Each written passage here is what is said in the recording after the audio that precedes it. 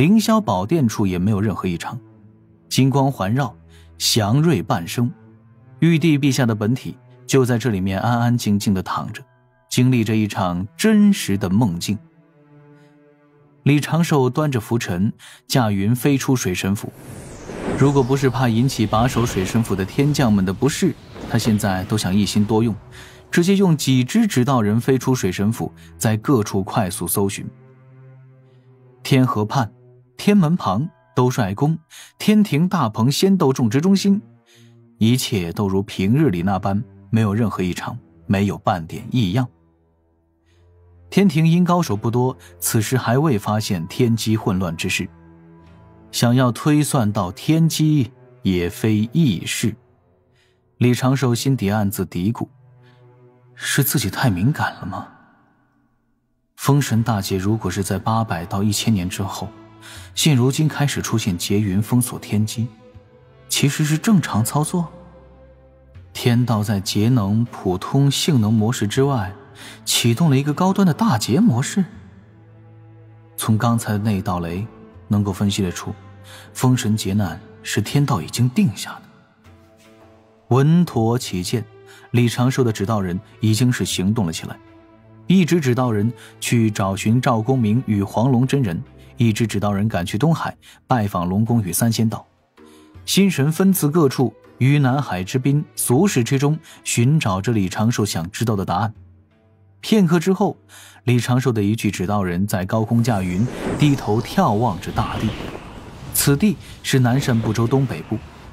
李长寿的这一具指导人不过是刚刚苏醒，先时向外探查，就已经发现了这般情形。一片广袤的原野上，大批凡人排成长队，沿着一条河流朝西北方向行进。这些凡人中，半数身披皮甲、青铜甲，手持长戟长刀，半数衣衫褴褛，如牛羊一般被驱赶着。奴隶。南州俗世虽已存在数万年，但是因为面积太过广袤，凡人族力有限，各个区域发展的情形不一而论。但是大多的部落方国还未废弃奴隶制，战俘大多会成为奴隶，奴隶的子嗣也会成为奴隶。下方那些被押送的凡人们，就是一场大战过后被俘获的奴隶，正在被送往一个新兴起的部落商。李长寿的仙识扫过，发现在商部落中，一场祭天大典此刻刚刚落下帷幕。一个身形雄壮的男人正扶着一位美貌女祭司走下高台。气。这几年因玉帝王母力竭身之事，李长寿倒是疏忽了对这边的盯梢，毕竟有孔宣大姐头一直在镇守此地，自不会出现什么意外。从商部族到商国，应该还有数百年的路要走。劫运的出现就是与此事有关吗？李长寿暗中观察了一阵，待其他指导人接连抵达各自目的地，这才是收摄心神，开始走访好友。没花费太多功夫，在李长寿的暗示下，赵公明、黄龙真人分别掐指推算，而后错愕地发现天机混乱。赵公明与黄龙真人都是经历过2次大劫的老龄了，此刻的震撼程度却截然不同。赵公明很淡定，之前通天教主已经点明了此事。黄龙真人急匆匆地与李长寿一同离开洞府。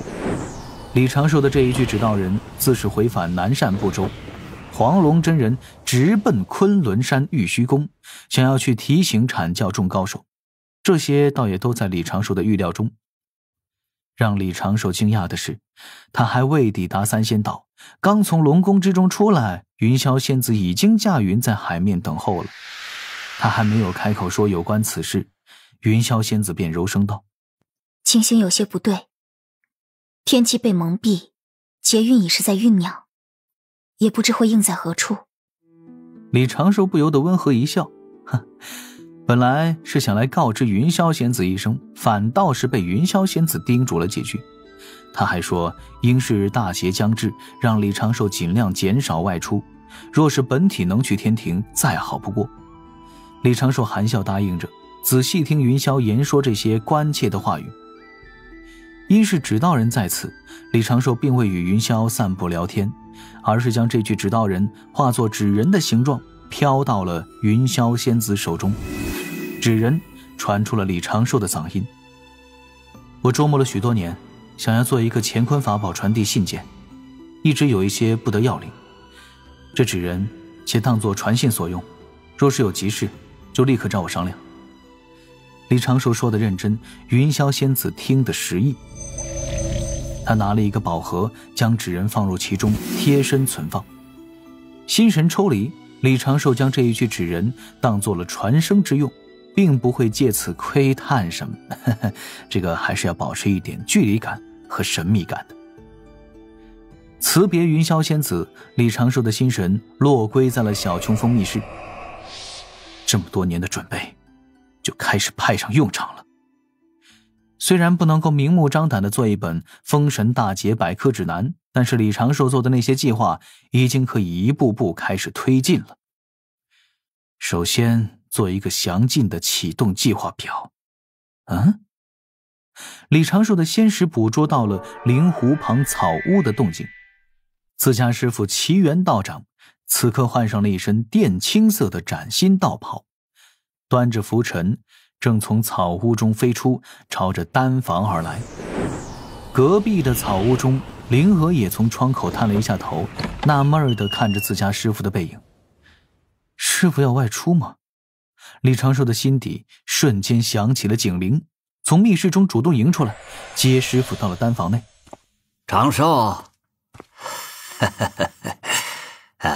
为师这就要去天庭述职，你此前传声叮嘱，有事就特来与你言说一声。去天庭述职？这个时候？师傅，不述职就是了，我帮你在通明殿中打个招呼。那怎么行？天庭之事你就要按章程办，为师现如今连出个山门都不可以了吗？李长寿顿时哑口无言，解释道：如今天庭正是事多之时，师傅您不如等过些时日。就去，哎呀，别动不动就瞪眼摸浮尘嘛。为师就去通明殿中述个职罢了，你是天庭正神，为师也要拿出点天庭正神之师的精气神来。长寿啊，弟子在。为师突然想透了，与其消沉度日，不如潇洒一些，到处走走看看，怎么活着不是活着啊？为何总要活在这昔日的旧事中啊？向前看，为师还有大把时光可逍遥快活，多去见识见识洪荒的风光。李长寿闻言，心底先是一阵欣慰，而后就是微微警醒。眼下正是大劫酝酿之时，师父很有可能是受到了劫运的影响，且因为道心境界较低，这种躁动或许更强烈。将师父困在山中吗？这怕是不太合适啊。当下，李长寿就为师父奉上2名金仙境指道人做护法，又把师父拉去白泽面前，请白泽全力感受一下自家师父若是外出吉凶如何。齐元这已非第一次见到白泽，也知白泽是一位修为不俗、技艺不凡的厨子，对白泽颇为客气。白泽自知李长寿的师父齐元师妹灵娥在李长寿道心之中的比重，当下画出本体，变作瑞兽之貌，一根长羽缓缓向前，探向了齐元老道的胸口。齐元有些不明所以，但也没多说什么，只是由着李长寿和白泽折腾。不多时，白泽笑道：我刚才设想与道友一同外出，心底并无忧虑之感。若贫道神通没有出错，似乎还有一场机缘等道友摘取。李长寿眼前一亮，哪般机缘？白泽刚要习惯性的掐指推算，手指一僵，一阵讪笑。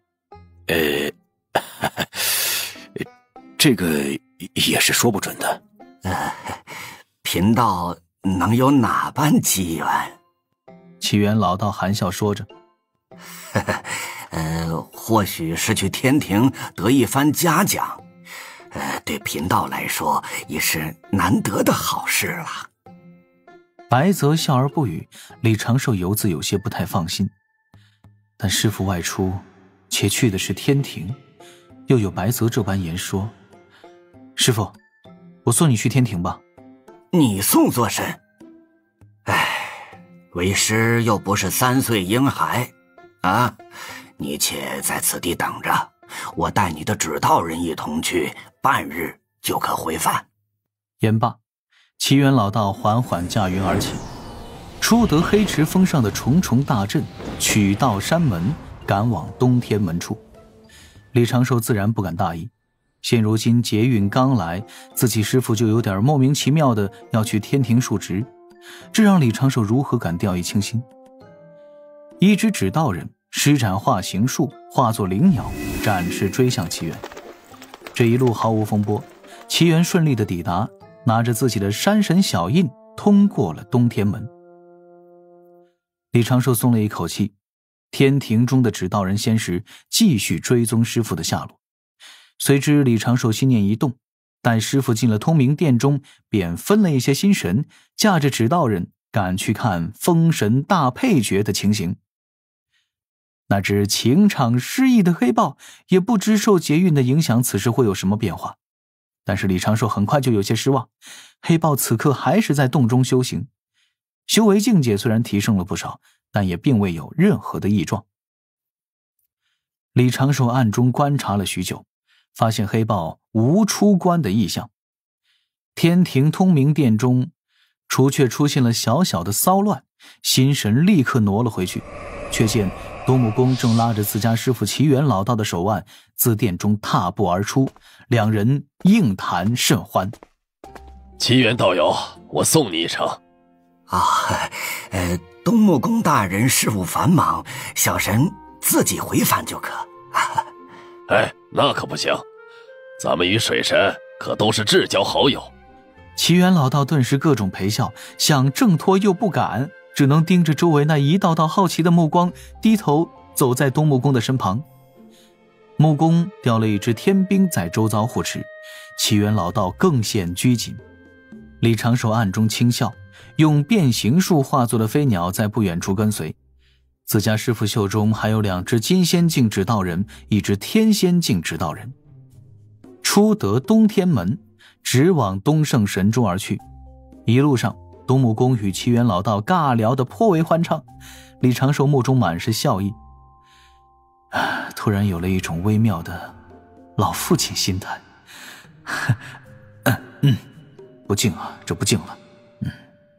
正此时，李长寿耳旁突然听到了一缕奇特的熏声，灵觉轻颤，似乎有危险降临。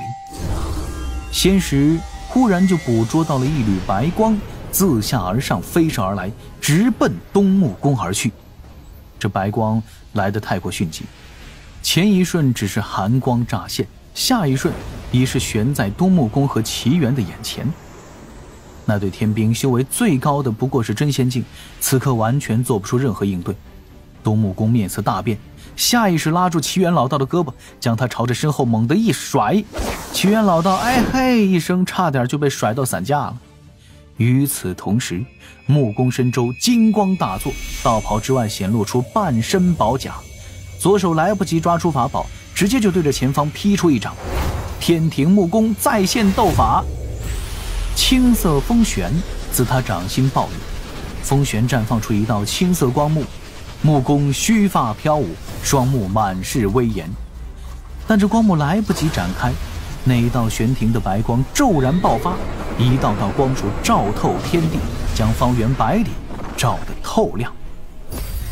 李长寿化作飞鸟的指道人，此刻隔了一段距离，却依然被这白光所伤，只觉得眼前一片白茫，元神之力几乎被冲散。他下意识地让这一具指道人后退，2股心神已经降临在师父袖中的指道人身上。先救师父，这般层次的斗法，师父擦着就伤，碰到就死，一口仙气都有可能直接把师父给化掉。于是在这片急促爆发的白光之中，奇缘袖中飞出了2道流光，2只金仙境的指导人化作2名中年面容的天将。1号指导人抓着奇缘老道的肩头，涌动的仙力包裹住奇缘老道，手中拿出一只熟悉的兽皮袋，身形就要急退。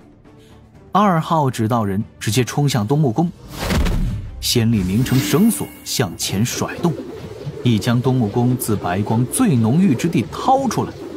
李长寿此刻的反应已经是无比迅疾，但那白光暴涌的间隔实在是太短了，短到李长寿都施展不出最得意的遁法。对方有心算无心，且或许是劫运影响，李长寿原本的危机预感这次根本没有效果。1号指导人尚不能将师傅带走，2号指导人的左手指尖还未能触碰到东木宫那飘逸的灰色发端，漫天白光竟然在瞬息间收束，方圆百里乾坤兜转，阴阳异位由极亮转作极暗，仙石都被压制在了深周数10丈范围，像是被关进了黑暗的囚牢。这还不算完，就在那光与暗极快转换的瞬间，李长寿通过稍远处的那一具指导人勉强看到了一只银白梭子悬停在东木宫面前，其上正荡出一圈水波，水波远远飘荡，无声无息。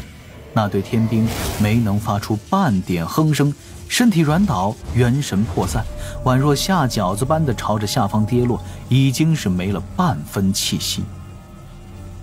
毒，李长寿也算是专业的撒毒炼气师，如何认不出这水波为何物？